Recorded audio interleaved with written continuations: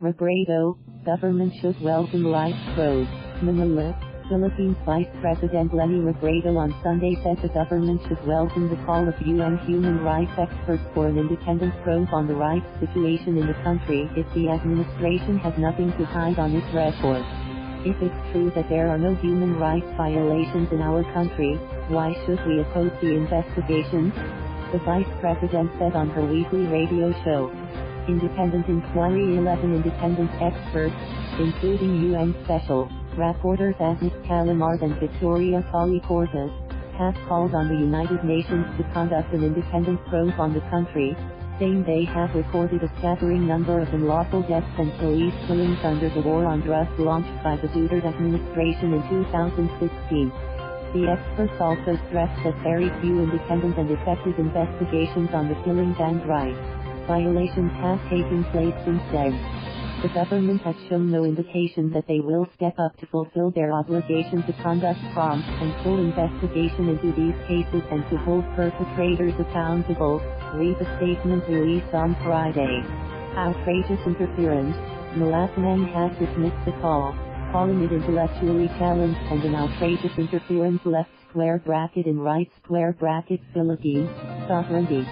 Robredo said, however, that rejecting the call only added doubt to the government's human rights record.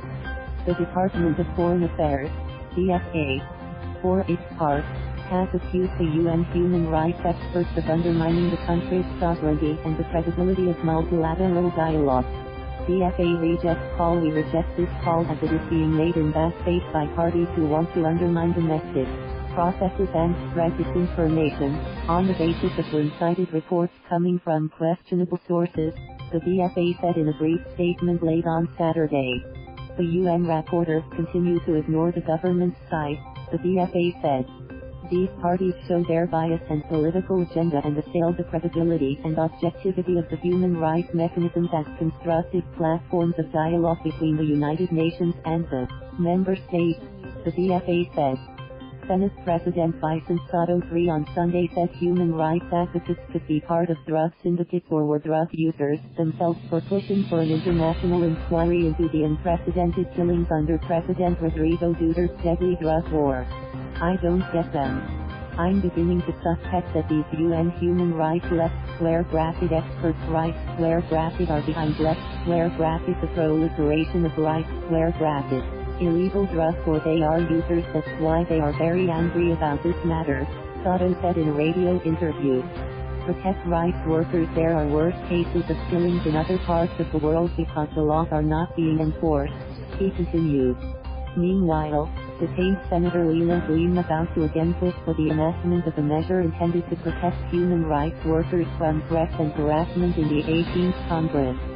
I find it important that we pass a measure protecting human rights defenders, especially after the recent incidences of killings involving them, which proves that their work has become extremely dangerous, Lima said in a handwritten dispatch from her detention cell at Camp Crame.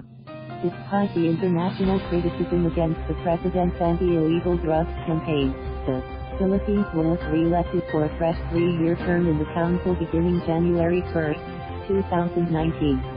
Thank you for watching. Please subscribe.